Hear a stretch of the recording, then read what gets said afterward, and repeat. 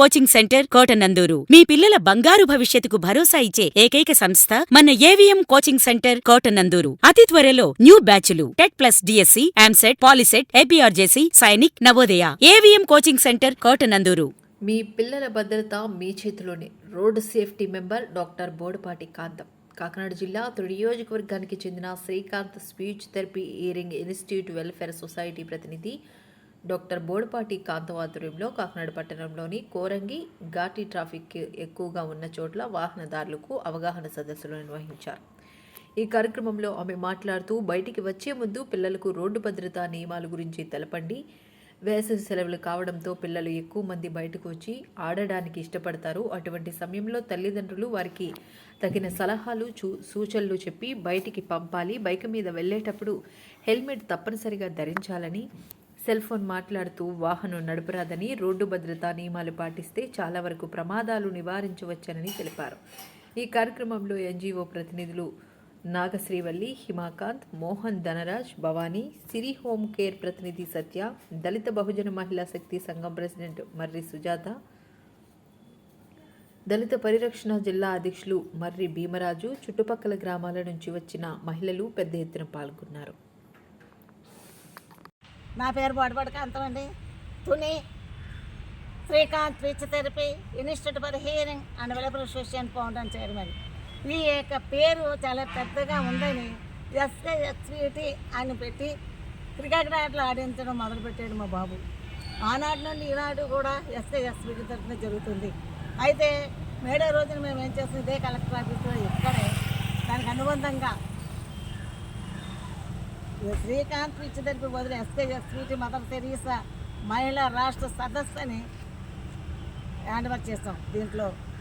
దీంట్లో మేము హ్యాండ్ఓవర్ చేసామంటే కలపడం కాదు, దాన్ని మేము దాంట్లో నడిపించాలి, ఈ సంస్థ పైకి రావాలి అనే ఉద్దేశం మీద మేడే రోజున ప్రారంభించినటువంటి మదర్ తెరీసా రాష్ట్ర మహిళా వేదికని అభివృద్ధి పరచాలనే ఆశయాలతో నడిపిస్తాం. దీంట్లో సభ్యత్వం ఉన్నటువంటి వారందరూ కూడా వినయ విధులతో క్రమశిక్షణలో మాతో ఉండాలని చెప్పాను. ఆ విధంగానే జరుగుతుంది. ఈరోజు రోడ్ సేఫ్టీ గురించి ఇక్కడికి వచ్చాం. కారణం ఏంటంటే సెలవులు ఇచ్చేసారు. స్కూళ్ళలో చెప్పినప్పుడు రోడ్ సైడ్ ఉంటే మీరు రోడ్లో చూసుకొని నడాలి, స్కూల్కి వెళ్ళి వచ్చినప్పుడు బహుజాగ్రత్తగా ఉండాలి అని చెప్పి ఇప్పుడేంటి సెలవులు ఇచ్చేసి చలివిడిగా ఆడుకుంటున్నారు పిల్లలు.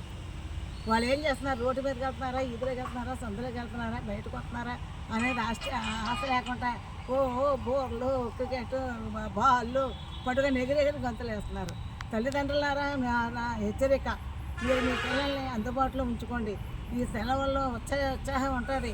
ఆ ఉత్సాహాన్ని భద్రపరుచుకొని చెప్పండి, ఒరే బాబు మీరు లేకపోతే మేము బ్రతకలేము, మీరు ఉంటే మేము బ్రతకగలం, మీరు జాగ్రత్తగా వెళ్ళండి, జాగ్రత్తగా రండి, ఎలివేటర్ పెట్టుకోండి, బండి నడపండి.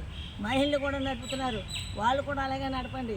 కానీ మీరు చూసుకోవాల్సింది మీ రహదారి యొక్క భద్రతను చూసుకొని నడండి అని చెప్పండి. సెలవుల్లో ఉన్న పిల్లల్ని మీరు ఇంట్లోనే ఉండండి, ఆడుకోండి, లేదా మాతో రండి, మేము తీసుకెళ్తాం, మీరు వద్దురు కానీ అని వాళ్ళకు కూడా హెచ్చరికగా చెప్పండి. విద్యార్థులకి మంచి అవకాశం వచ్చినటువంటి సెలవులు మరీ ఆటపాటలతో ఉంటారు. ఆ ఆటపాటల్లో కొంచెం ఉండొచ్చు, వాళ్ళకి ఆనందం ఉంటుంది. కానీ అందుకు తల్లిదండ్రులు ఏం చేయాలి, వాళ్ళని భద్రపరచుకోవాలి, వాళ్ళు హెచ్చరిక చెప్పాలి, రోడ్డు భద్రత గురించి తెలియచేయాలి. ఏం చెప్పాలంటే రోడ్డు భద్రత గురించి, అమ్మ మీరు వెళ్ళండి వద్దాను, కానీ కుడివైపు వెళ్ళకండి, లెఫ్ట్ వెళ్ళండి, వచ్చేటప్పుడు మళ్ళీ ఆగటంగా రండి, మీరు బండి నడిపించేటప్పుడు సెల్ల పట్టుకొని మాట్లాడుకుంటా రోడ్డు మీద తిన్నంగా వెళ్ళండి, తిన్నంగా రండి. సెల్లో మాట్లాడుకోవడం వల్ల వచ్చిన నష్టపరిహారాలు ఎంతోమందిని చూస్తున్నాం. ప్రమాదాలు ఇలా పొద్దుటైతే సాయంత్రం వచ్చేసి ఎన్నో ప్రమాదాలు చూస్తున్నాం.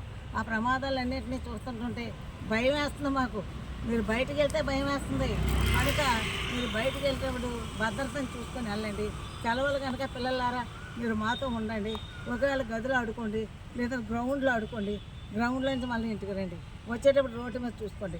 ఆ భద్రత కంటే మీరు రోడ్డు సైడ్లు లెఫ్ట్కి వెళ్ళడం రావడం ఇవి నేర్చుకున్నట్లయితే మీరు కూడా మా జీవితాలు ఆనందకరంగా సంతోషంగా ఉంటాయి.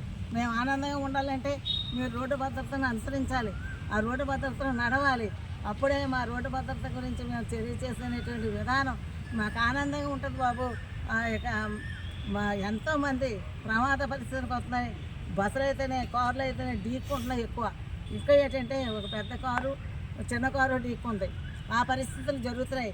అలాంటిది చిన్న వాళ్ళు మీరెంత నేనెంత మనదత్తగా నడిచి వాళ్ళు నడుస్తున్న వాళ్ళే తోసిపారేస్తున్నారు. కనుక మనం అటు ఇటు చూసుకోవాలి.